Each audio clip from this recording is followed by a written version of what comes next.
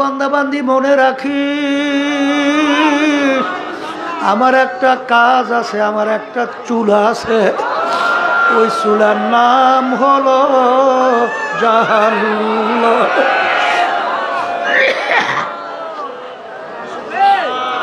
আল্লাহ আপনি আমাকে আমাদের সবাইকে মাফ কইরা দেন। আল্লাহু আল্লাহ। বাজার এটা কিন্তু আমার কথা না, কোনো আলেম কোনো মোল্লা মৌলবীর কথা না। আমার মালিক বলেন ওয়াকুদুহান নাস ওয়াল ইজারা উইদ্দাত লিল কাফিরিন। এ মুসলমান, ওই সত্য কোরআনুল কারীম থেকে আমি বলতেছি, আমার মালিক বলেন জাহান্নামের আগুন আমি জ্বালাবো মানুষ এবং পাথর দ্বারা। আল্লাহ আপনি আমাকে আমাদের সবাইকে মাফ করে দিন। আবার আব্বাজান রহমাতুল্লাহ আলাই বলতেন, বাজার যেই মামলার তদবির নাই তার কিন্তু খালাস নাই।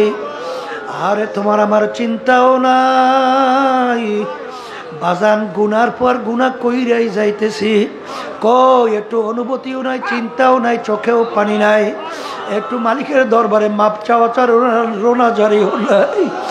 ওদিকে বাজান মুসা আলাইহিস সালাতু ওয়াস সালামের জামানা, রওনা করছেন মাওলার সঙ্গে, নবী দেখা করবে।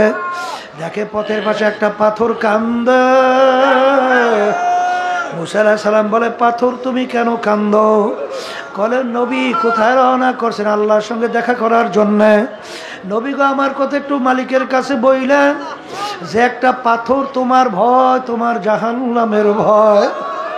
কানতে কানতে নহর জারি করছে, জাহান্নাম থেকে মাপ চায়।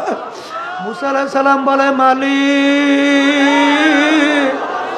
পাথর তোমার ভয়, জাহান্নামের ভয়, কান্দে নহর জারি করছে, তোমার জাহান্নাম থেকে মাপ চায়। আল্লাহ রাব্বুল আলামিন বলে, হে জামানার নবী মুসা, তুমি পাথরকে বইল আমি জাহান্নামের আগুনে জ্বালাবো না। আর মুসা আলাইহিস সালাতু ওয়াস সালাম আসলেন, বলেন পাথর তোর কপাল ভালো, আমার মালিক তোর কান্না কবুল করছে, আমার মালিক তোকে জাহান্নামের আগুনে জ্বালাবে না। পাথরের কান্না বন্ধ হয়ে গেল। কিছুদিন পর ওই পথ থেকে নবী রওনা করলেন, দেখে পুনরায় আবার পাথর কান্দে। নবী ধমক দিয়া বলে, পাথর তুই কি আমার কথা বিশ্বাস করো নাই? তুই আবার কেন কান্দ? পাথর বলে, নবী বিশ্বাস করছি, কিন্তু আমি চিন্তা ভাবনা কইরা দেখলাম আমি পাথর যদি না কানতাম আপনার নজরে আমি পড়তাম না, আর আপনার নজরে না পড়লে আমার কথা মালিকের কাছে বলতেও পারতেন না, আর আমি পাথর বুঝি জাহান্নামের আগুন থেকে মাপও পাইতাম না। যেই কান্নার উসিলায় আমি পাথর জাহান্নামের আগুন থেকে মাপ পাইলাম, ওই কান্না আমি কিয়ামত পর্যন্ত ছাড়ব না। এ কবরের যাত্রীরা,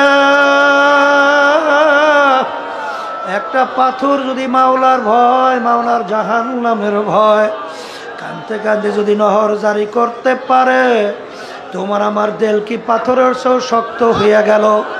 তোমার আমার গুনার কথা মনে কইরা, মাওলার আযাব গজবের কথা মনে কইরা, মাওলার জাহান্নামের কথা মনে কইরা, তোমার আমার চোখে কেন পানি আসে? এ দুনিয়াদার পাগল আমার বাবারা, এ পর্দার আড়ালের মা বোনেরা, যেই মামলার তদবির নাই তার কিন্তু খালাস নাই। আল্লাহর ওলিদের ইতিহাস পইরা দেখো, সাহাবায়ে কেরামদের ইতিহাস পইরা দেখো, তাদের ঈমান কেমন ছিল, তোমার আমার বিশ্বাস ঈমান কেমন। বাজান ওমর ফারুক রাদিয়াল্লাহু তাআলা আনহু কাঁদতে কাঁদতে গালে দুইটা দাগ পড়ছিল। বাজান অনেক সময় রাস্তা দিয়ে হাঁটতেন, ফেজা কুটার নাড়া হাতের ভিতরে উঠাইয়া বলতেন, ফেজা কুটার নাড়া তুই আমার চেয়ে অনেক ভালো।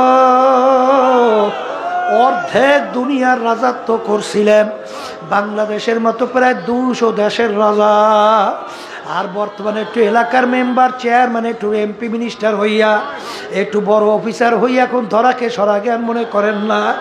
অর্ধেক দুনিয়ার রাজা, বাংলাদেশের মতো প্রায় 200 দেশের রাজা।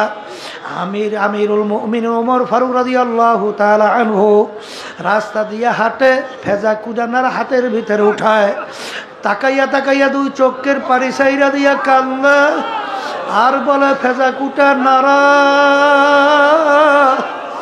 তুই আমার চেয়ে অনেক ভালো, তোর কোনো হিসাব নাই, নিকাশ নাই, তুই মাটির সঙ্গে মিলা যাবি, আর আমি ওমর মানুষ, আমার মালিকের সামনে দাঁড়াইয়া হিসাব দেওয়া লাগবে, তুই আমার চেয়ে অনেক ভালো। ওমর ফারুক রাদিয়াল্লাহু তাআলা আনহু অনেক সময় আফসোস করতেন, মালিক আমি যে তোমার একটা মাখলুক বকরি হইতাম, তোমার বন্দাবাদী জবাই কইরা গোশত পাক কইরা খাইয়া ইবাদত করত, কিন্তু আমি ওমর মানুষ, কিয়ামতের ময়দানে আমার দাঁড়াইয়া হিসাব দেওয়া লাগবে। তাদের বিশ্বাসটা কেমন ছিল, তোমার আমার বিশ্বাস কেমন? এ দুনিয়াদার পাগল আমার বাবারা, ভালো কইরা বোঝো।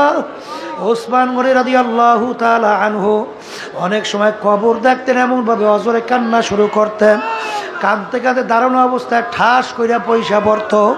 লোকেরা বলে, আমি কবর দেখলে এরকম আপনি কেন অস্থির হইয়া যান? তিনি বলে, ও আমার সাথীরা, আখিরাতের যেই কটা ঘাটি, তার প্রথম নম্বর ঘাটি হইল কবর। ওই কবরে যার সঙ্গে ভালো ব্যবহার হবে, সামনের ঘাটিতেও ভালো ব্যবহারের আশা করা যায়। এই জন্য আমি কবর দেখলে সহ্য করতে পারি না। যেই মামলার তদবির নাই, তার কিন্তু খালাস নাই। বাবারে বড় পীর আব্দুল কাদের জিলানী রহমাতুল্লাহ আলাইহি, যাকে আমরা বড় পীর সাহেব হুজুর বলি, ইতিহাস পড়লে দেখবা আল্লাহর ঘরের সঙ্গে মাথাটারে টাকায় আর বলে, আমার মালিক, তুমি যদি কিয়ামতের ময়দানে আমাকে মাপ নাই করো, অন্ধ কইরা উঠাইও। দুনিয়ার মানুষ দেখে হাতে জাহান্নামের শিকল, আল্লাহ বলবে, দেখো যারা আমরা বড় বিশ্বাস বলছি, দেখো তার অবস্থাটা কি, আল্লাহ আপনি আমাদের মাফ করিয়া দেন। আরে মালিক, অন্ধ করে উঠাইয়া,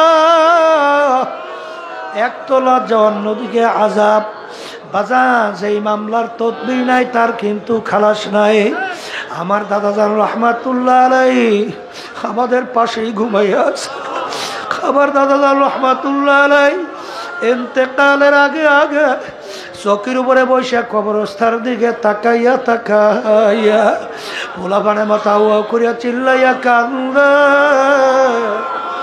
আর করুণ সুরে মাওলার দিকে ফিরা ডাক দেয় আর বলে, এ আমার দয়ার মালিক, তুমি যদি আমাকে মাপ নাই করো, ওই অন্ধকার কবরে আমি একা কেমনে থাকবো রে?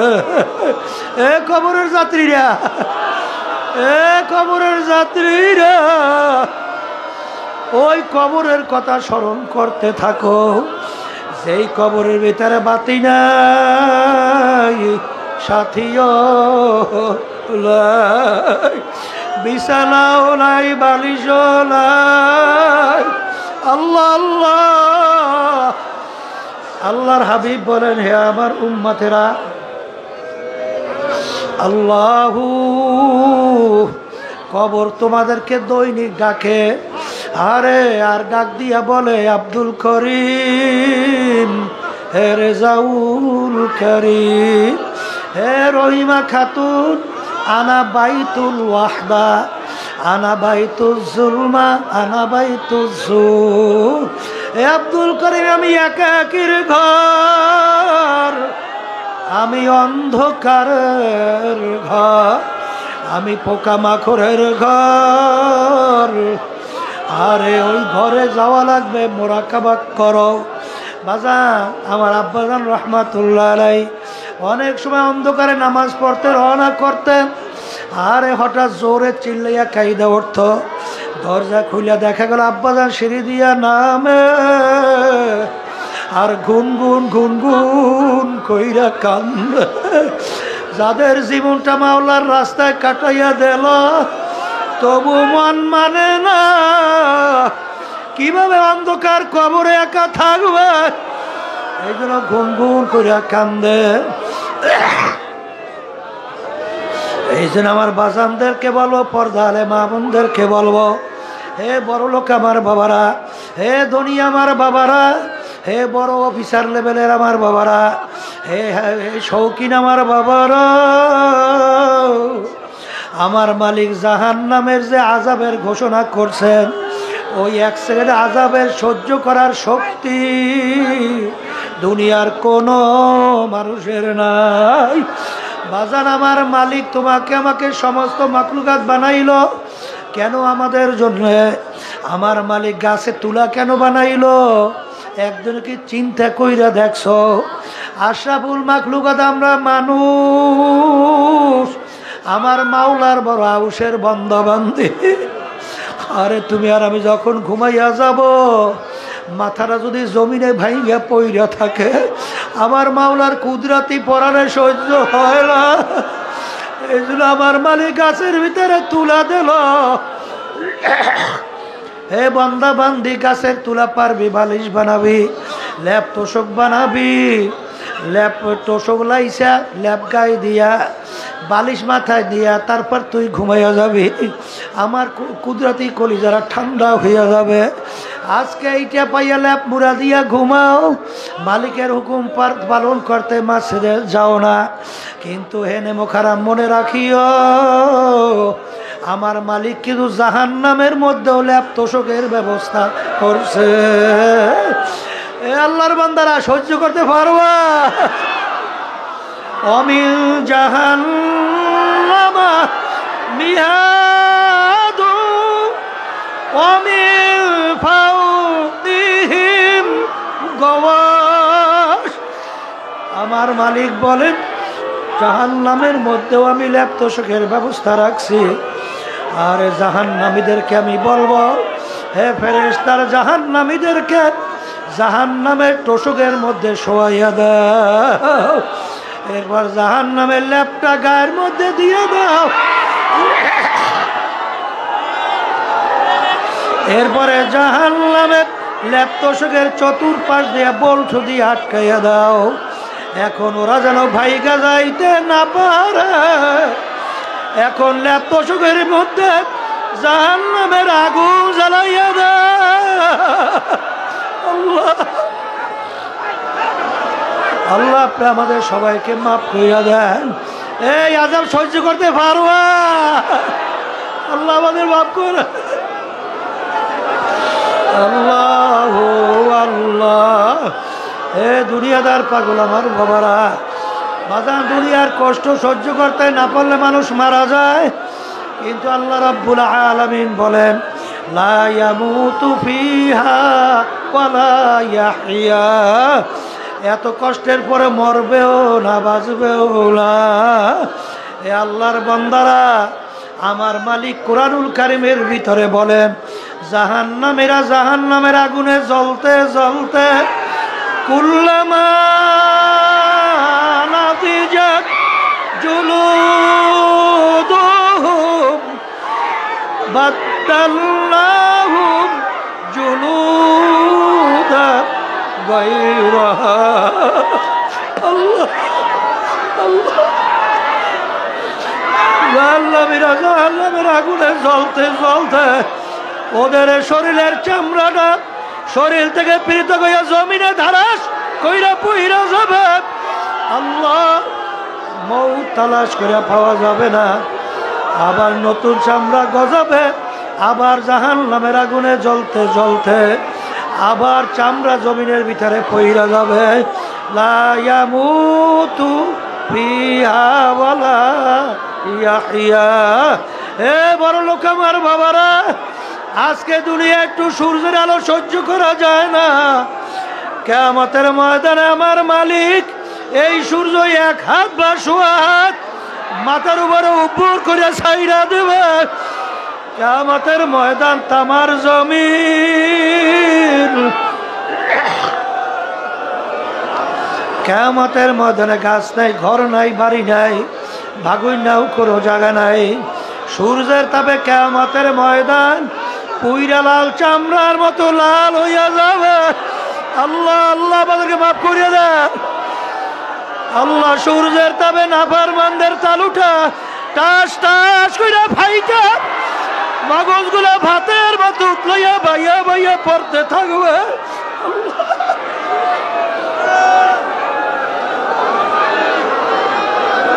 লা ইয়ামুতু ফিহা ওয়ালা ইয়াহইয়া, মানুষ মরবেও না বাঁচবেও না।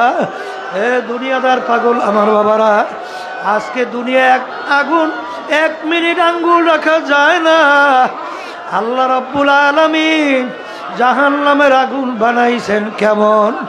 আল্লাহর হাবিব বলেন, এ মুসলমান বিশ্বাস করা লাগবে না? আল্লাহর হাবিব বলেন জাহান্নামের আগুন দুনিয়ার আগুনের চেয়ে 70 গুণ তেজের আগুন জাহান্নামের আগুন। আল্লাহ আপনি আমাদের সবাইকে মাফ কইরা দিয়ে। জাহান্নামের আগুন কেমন তেজের হবে? আল্লাহ রাব্বুল আলামিন বলেন নারুল্লাহিল মুকাদাতুল্লাতি তাত্তালিউ আলাল আফইদা, এমন তেজের আগুন হবে শরীরের যে কোনো জায়গায় লাগার সঙ্গে সঙ্গে ওই আগুন যাইয়া কলিজা পর্যন্ত পৌঁছে যাবে। আল্লাহ আপনি আমাকে আমাদের সবাইকে মাফ করিয়া দিয়ে। আল্লাহ আল্লাহ। হে আরাম প্রিয় আমার বাবারা, হে বড় লোক আমার বাবারা, হে ক্ষমতা সম্পন্ন আমার বাবারা, দুনিয়া আজকে একটু গরম সহ্য করা যায় না, পেটের ব্যথা সহ্য করা যায় না, একটু মাথার ব্যথা সহ্য করা যায় না। আল্লাহ আল্লাহ আমাদের সবাইকে মাফ করিয়া দিয়ে। আল্লাহ ফাসাও ফাতারা ইজিন কাশাফাল গুবার আফারাসুন তাহতার জল কামে হেমারো। এ দুনিয়াদার বড় লোক আমার বাবারা, এ টাকা পয়সা সম্পদের মালিক আমার বাবারা, আজকে চক্ষু খোলা দুনিয়ায় কেউ পরিচয় দেয় আমি পীর, কেউ পরিচয় দেয় আমি মুফতি, কেউ দেয় মহাদেশ, কেউ দেয় আমি এমপি, আমি মিনিস্টার, আমি চেয়ারম্যান, আমি মেম্বার, আমি অমুক বড় বড় অফিসার, আমি অমুক বড় বংশের লোক, আমি অমুক বড় শিক্ষিত ডক্টর। এই পরিচয় কোন পর্যন্ত? যে কয়দিন চক্ষু দুইটা দুনিয়ার মধ্যে খোলা থাকবে, যেদিন চিরতরে চক্ষু বন্ধ।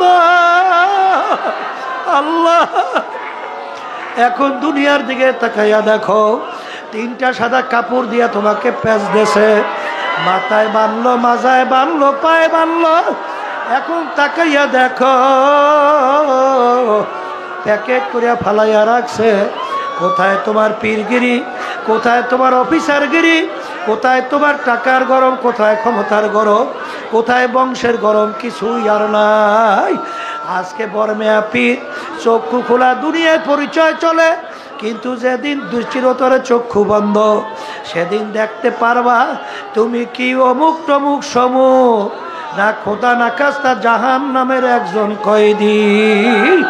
এই জন্য আমার বাজানদেরকে বলবো, চরমনাইয়ের ময়দান তৈরি করার মূল উদ্দেশ্য বাজান বুঝ পয়দা হইয়া দুনিয়া ক্ষণস্থায়ী জিন্দিগি ভিতরে বসাইয়া আখেরাতের স্থায়ী জিন্দিগি তার সম্বল কামাই কইরা আমার মালিকের খাঁটি গোলাম হইয়া খাসবান্দি হইয়া তারপর দুনিয়ার থেকে বিদায় নিয়ে কবরে যাওয়া লাগবে।